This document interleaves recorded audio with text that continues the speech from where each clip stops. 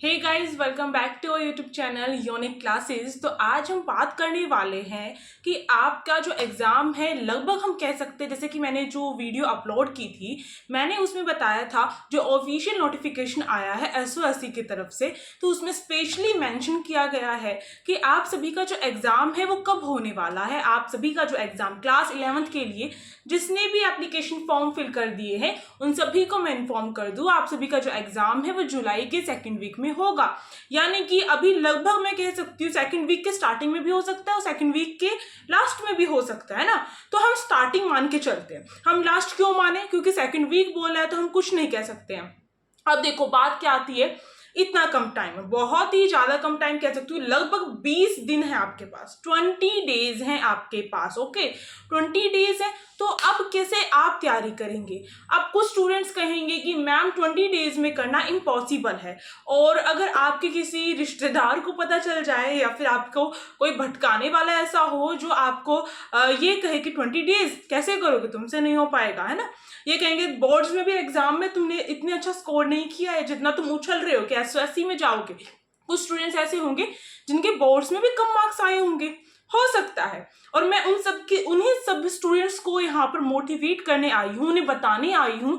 बिल्कुल भी डिपेंड नहीं करता है कि आपने 10th क्लास में कितने मार्क्स स्कोर किए हैं, बिल्कुल भी नहीं करता। बस एक बार और आपको मौका मिला है अपने आप को प्रूफ करने का, अपने आप को साबित करने का। एक मौका और दिया गया है आपको। एसओएससी में एडमिशन लो, आपके सारे 10th के मार्क्स भूल जाओगे आप। और देखो यहाँ पे जो है 10th के मार्क्स मैटर नहीं करते हैं, आपके लिए मैटर करता है एडमिशन लेना। और जैसे ही एडमिशन हो जाएगा सब आपकी वाहवाही करेंगे, है ना।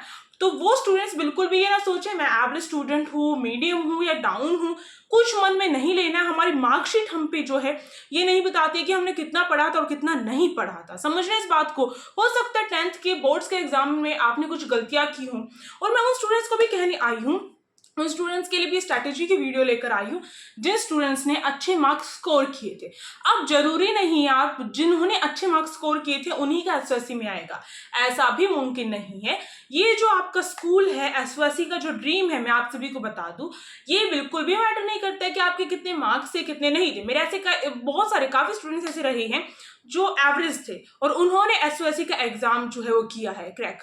तो आप सभी इसी बात से समझ सकते हैं कि एक एवरेज स्टूडेंट भी, एक वीक स्टूडेंट भी जिसकी मैथ्स भी वीक थी, वो भी कर सकते हैं, तो आप भी कर सकते हैं। यहाँ पे मैटर करता है बस आपका एंट्रेंस एग्जाम, अगर वो अच्छे से हो जाता है तो आपका जो है एसओएससी में आपका एडमिशन लेने से कोई भी नहीं रोक सकता है। चलो थोड़ी सी मोटिवेशन की बातें हो गई। अब सिलेबस भाई इतना भारी भरकम है, उसको कैसे करना है ना, इसके बारे में बात करते हैं। अब सिलेबस तो इतना ज्यादा है। सबसे पहली बात मैं आपको यहाँ पे 5 टिप्स शेयर करूंगी। ओके, उनको अगर आपने अपना लिया तो आप 20 डेज में क्या कर सकते हैं, एसओएससी को क्लियर कर सकते हैं। ओके, तो सबसे पहली बात तो ये है कि ये नहीं सोचना, वो स्टूडेंट्स के लिए वीडियो बिल्कुल भी नहीं है जो ये बोले कि 20 डेज में तो बिल्कुल नहीं हो पाएगा और कमेंट बॉक्स में जाकर ऐसी ढेरों शादी जो है कमेंट्स करे, या फिर ये बोले ये मैम तो बेवकूफ बना रही है कि 20 डेज स्ट्रैटेजी व्यूज पाने के लिए करी। ऐसा बिल्कुल भी नहीं है। देखो ये मैंने सबसे पहले आपसे ही पूछा था कि 20 डेज स्ट्रैटेजी बनानी है या नहीं चाहिए आपको, आपने बोला, तो मुझे लगा मेरे स्टूडेंट्स को जरूरत है। और जब मेरे स्टूडेंट्स को जरूरत होती है तो मैं उनको मोटिवेट भी करती हूँ, उनको पढ़ाती भी हूँ। ऐसा नहीं है कि उन्हें क्लासेस पे ओनली स्ट्रैटेजीज की वीडियोज आती है या फिर अपडेट्स को लेकर वीडियोज आती है। यहाँ पर ह्यूमैनिटीज की तैयारी स्टार्ट हो चुकी है, एएफपीएस की तैयारी स्टार्ट हो चुकी है, स्टेम की तैयारी स्टार्ट हो चुकी है क्लास 11th के लिए। अब बताओ फिर कौन सा डोमेन रह गया? कोई भी डोमेन बाकी नहीं रहा है। तो अगर किसी को नहीं पता है, ऑल सिलेबस हमने अपलोड कर दिया है, नहीं पता तो देखो भाई ये आप सभी के लिए है, और क्लासेस भी अपलोड होनी स्टार्ट हो चुकी हैं। तो अब जो है 20 डेज के लिए मैं आप सभी के साथ हूँ, आपको खुद का साथ भी देना है। जरूरी नहीं है कि मैं साथ में हूँ, मैं साथ में हूँ हर स्टूडेंट के, उन सारे स्टूडेंट्स के साथ में हूँ जो अपना खुद का साथ देना चाहते हैं। ओके, तो ये बात मैं आप सभी को बताना चाहती हूँ कि आप सभी अगर इन 5 टिप्स को फॉलो कर लेंगे, ये अगर अपनी लाइफ में अभी बस 20 दिनों के लिए आप ये सोच के चलो कि इनको फॉलो करना है आपको, और आपके जो है एसओएससी निकल जाएगा। और मैं ये बिल्कुल ये भी नहीं कह सकती कि 100% निकल जाएगा, देखो, अपने मन में मैं हमेशा जो है अपने छोटे भाई बहन जो हैं, या फिर मेरे जो स्टूडेंट्स रहे हैं, या फिर ऐसा कह सकती हूँ कुछ और भी छोटे वो होते हैं जो मुझसे टिप्स पूछते हैं, मुझसे कुछ ऐसे स्ट्रेटजीज पूछते हैं, तो मैं उनको मोटिवेट करती हूँ टाइम टू टाइम, जैसे कि मैं आप सभी को मोटिवेट कर रही हूँ। ठीक है, जैसे मेरी एक छोटी बहन है, उसको मैंने मोटिवेट किया है काफ़ी बार, जब वो डीमोटिवेट हो जाती है। जब हम किसी भी एग्ज़ाम की तैयारी करते हैं, किसी भी एग्ज़ाम की प्रिपरेशन करते हैं, तो क्या होता है, मोटिवेट जो है ना वो बहुत कम रहते हैं, डीमोटिवेट हो जाते हैं। तो सबसे पहली टिप आपकी यही है, अपने थॉट प्रोसेस को आपको क्या करना है, बिल्डअप करना है। यानी कि आप जो सोचते हैं, आप जो चाहते हैं, वही आपके सामने आता है। ये कभी भी अपना कर देखिए, मैंने भी अपना कर देखा है, आप भी अपना कर देखिएगा।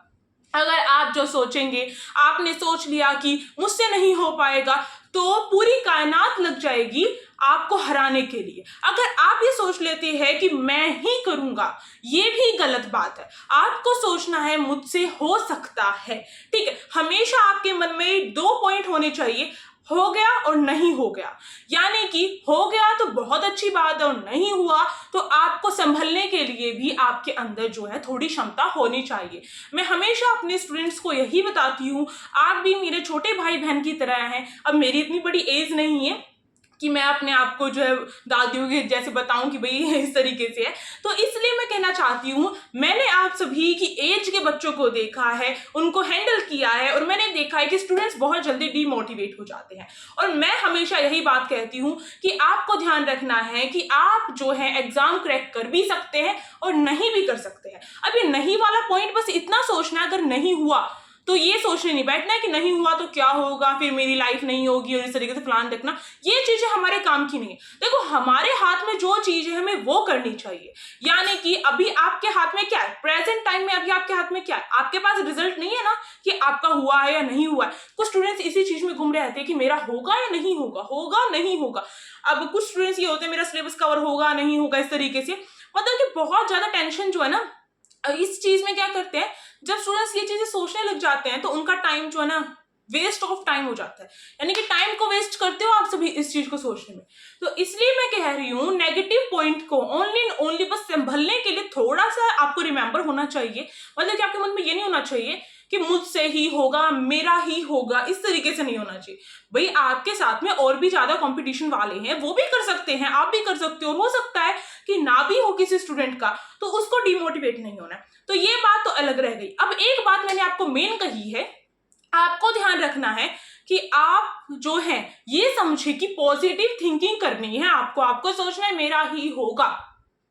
जब भी आपके मन में ये आए कि मेरा नहीं होगा, क्या होगा, मेरा सिलेबस कवर होगा नहीं होगा, इस तरीके से थॉट्स आए, या फिर एंट्रेंस एग्जाम क्रैक होगा नहीं होगा, इस तरीके से, तो देखो, आपको अपने मन में जो है 5-6 बार ये दोहराना है, मेरा होगा, मेरा होगा, मेरा होगा, मेरा होगा, मैं करूंगा या मैं करूंगी। ओके, अगर मन में ये बार बार बोलोगे तो आपका जो है आप खुद उस रास्ते पर चलना जो है स्टार्ट कर दोगे। समझ रहे इस बात को? तो बहुत बेहतरीन लाइन है जो मुझे काफी अच्छी लगती है, मन के हारे हार है और मन के जीते जीत है। समझिए इस बात को, अगर मन से हार जाओगे तो फिर तो कुछ भी नहीं हो सकता। अगर मैं आपको 100 बार बोल दूं कि ये क्वेश्चंस कर लो, हो जाएगा, और अगर आपने मन में ठान रखा है कि मेरा नहीं होगा, चाहे मेरी हजारों वीडियोस देख लो, हजारों क्वेश्चंस कर लो, आपका नहीं होगा। समझिए इस बात को, आपको अपनी आप को मोटिवेट रखना है। चलो, अब इस पे मैंने काफी सारी चीजें बता दी है।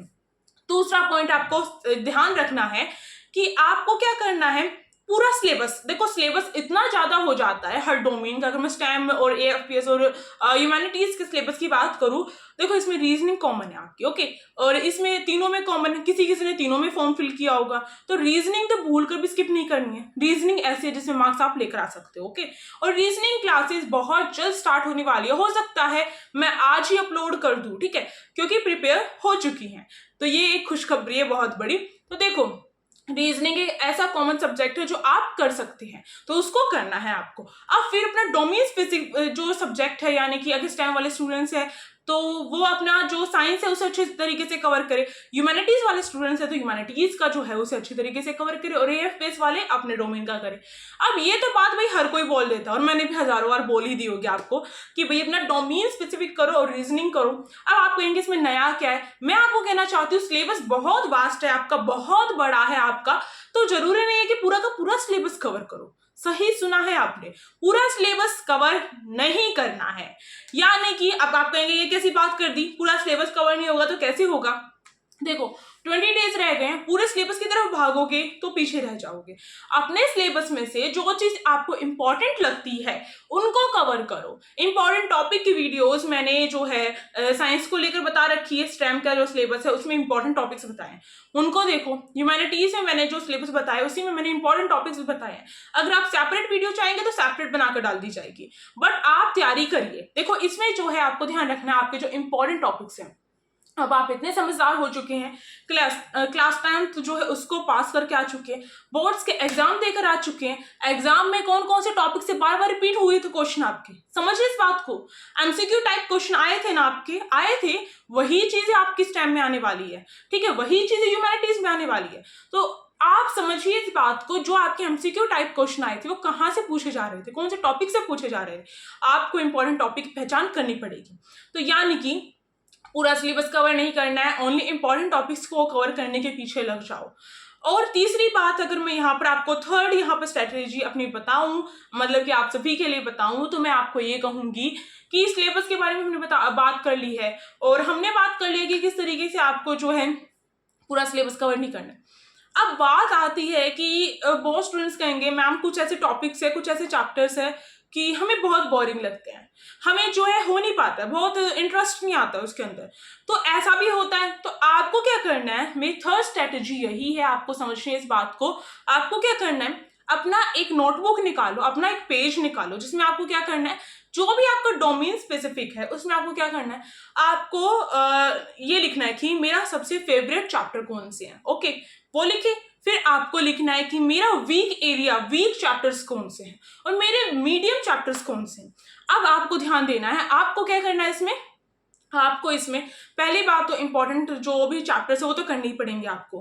अब बात यहाँ पर आती है, जब मैंने 3 कॉलम बनवाए हैं आपके, तो उसमें आपको क्या करना है, जो इंटरेस्टिंग है ना, चाहे वो कम मार्क्स का है, चाहे वो कम इंपॉर्टेंट हो, बट आपके मन में ये होना चाहिए मुझे इंटरेस्टिंग जो टॉपिक्स है वो तो करना ही है। समझिए इस बात को। एक आपको क्या करना है, एक आपको करना है कि जो आपके जो चैप्टर जो है मोस्ट इंपॉर्टेंट उन्हें करना है। एक आपके लिए जो इंटरेस्टिंग है उसे करना है। इंटरेस्टिंग चीजों को हम बहुत जल्द करते हैं, समझिए इस बात को। तो इंटरेस्टिंग जो चैप्टर्स है, जो आप इजीली कर सकते हैं, जो आपको इजी लगते हैं, उन चैप्टर्स को करो। समझ रहे हो इस बात को। इस तरीके से करोगे तो मोस्टली सिलेबस आपका ऐसे मिनटों में कह सकती हूँ हो जाएगा।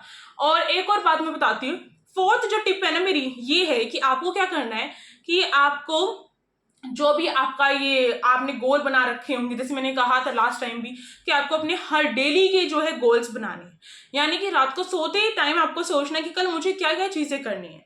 समझ रहे इस बात को, ये तो मैंने बता रखी है ऑलरेडी। बट फोर्थ बात मेरी यहाँ पर ये है कि आपको क्या करना है, आपको जो है इम्पॉसिबल जो टास्क होते हैं ना, इम्पॉसिबल एफर्ट्स करने पड़ेंगे, यानी कि आपको अपना पूरा 100% जो है आपको देना है।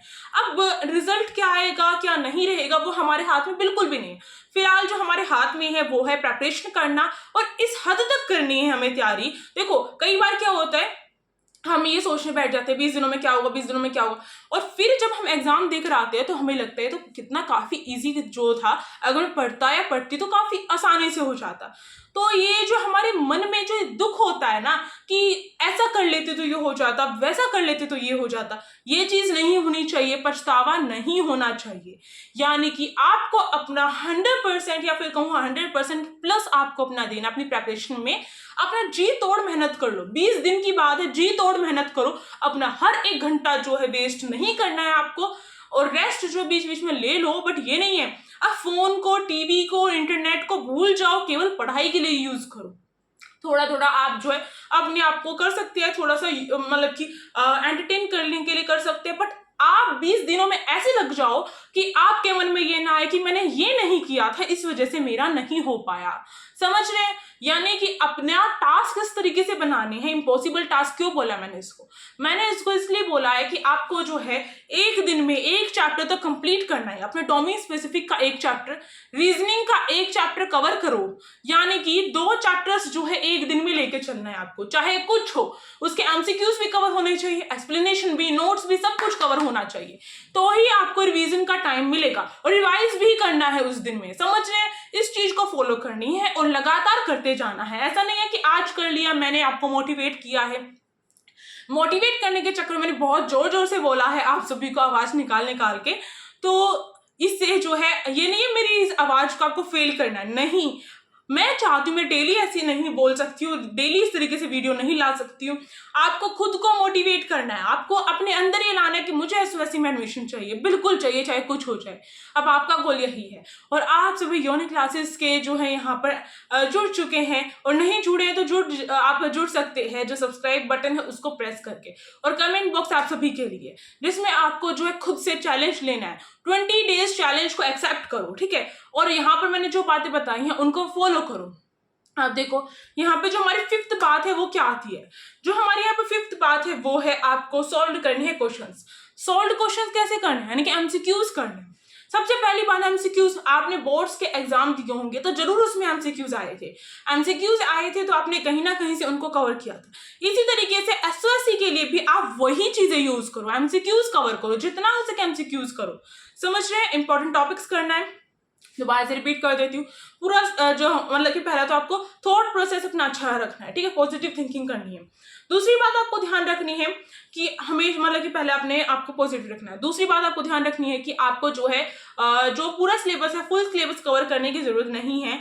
आपको बस मेन टॉपिक्स करने हैं कवर, और वो आपको पहचानने स्टार्ट करने पड़ेंगे। थर्ड चीज आपको ध्यान रखनी है कि आपको क्या करना है, जो भी सिलेबस है उसे पार्ट्स में डिवाइड कर लेना है। उसमें आपको हार्ड, इजी जो है आपके लिए और आपके लिए मीडियम क्या है वो चीज देखनी है। जो आपके लिए इंटरेस्टिंग जो टॉपिक्स है उन्हें पहले कवर करना है। इंपॉर्टेंट टॉपिक, इंटरेस्टिंग टॉपिक्स को कवर करना है। फिर 4th टिप्स अगर मैं आपको बताऊं, 4th टिप आपकी ये है कि आपको क्या करना है, जो भी आपके लिए जो भी इंपॉर्टेंट है चीजें उन्हें करके चलो। इम्पॉसिबल टास्क करने हैं आपको इसमें, और ये तो मैं बता ही चुकी हूँ। 5th आपकी टिप यहाँ पर ये है कि आपको क्या करना है, क्वेश्चंस को सोल्व करना है। जितने क्वेश्चन सोल्व करोगे उतना कॉन्फिडेंस लेवल बढ़ेगा। और जहां पर आप जो है ऐसा लगेगा क्वेश्चन सोल्व नहीं हो रहे हैं, हार्ड से, तो आपको पता चलेगा कि कहाँ पर मेरी क्या क्या गलतियां रह गई है। आई थिंक आप सभी के लिए ये चीजें बतानी मेरे लिए इनफ होगी, क्योंकि मैंने इसमें साफ तौर पर अच्छे तरीके से बता दिया किस तरीके से सिलेबस को कवर कर रहा है। अब देखो, अब जो है मैं तो थक चुकी हूँ, मेरे में और क्षमता नहीं है बोलने की, और इतना ही आप सभी के लिए इनफ था जितना मैंने आपको बताया है। अब जो है तैयारी में लग जाओ, बेफालतू की वीडियोस नहीं देखनी। आपको ये नहीं करना है कि टाइम वेस्ट करने के लिए कुछ भी देखना स्टार्ट कर दो, मतलब नहीं। आपको अपनी तैयारी करनी है। आपको बाद में कोई भी रिग्रेट फील नहीं होना चाहिए कि मैंने ये नहीं किया, वो नहीं किया, यहाँ से कर सकता था, वहां से कर सकती थी। नहीं, ऐसी चीजें नहीं होनी चाहिए। आपको 100% देना है, 100% भी मैं कह सकती हूँ उससे भी ऊपर देना है। आपको बाद में ये नहीं होना चाहिए कि मैंने ये नहीं किया, ठीक है? और आप सभी कमेंट बॉक्स में लिखिए कि आप सभी ने एक्सेप्ट किया है 20 डेज चैलेंज है उसको, ओके? तो अब जो है मिलते हैं, और इस वीडियो को लाइक भी कर दो भाई, मेरे गले के लिए थोड़ा सा रहम खाओ, इस वीडियो को लाइक भी कर दो, शेयर करो अपने फ्रेंड्स के पास जो डीमोटिवेट होकर बैठे हैं, ठीक है? और टेलीग्राम ग्रुप जो है उसका लिंक डिस्क्रिप्शन बॉक्स में है भाई, उससे भी जो है चेक कर लो, उसको जो है आप सभी जाके फॉलो कर लो। टेलीग्राम जो ग्रुप है जिससे आपका ही फायदा है। और इंस्टाग्राम की आईडी यूनिक क्लासेस के नाम से है, और कमेंट बॉक्स तो है आप सभी के पास, वही ढेरों सारे कमेंट्स भी कर सकते हो।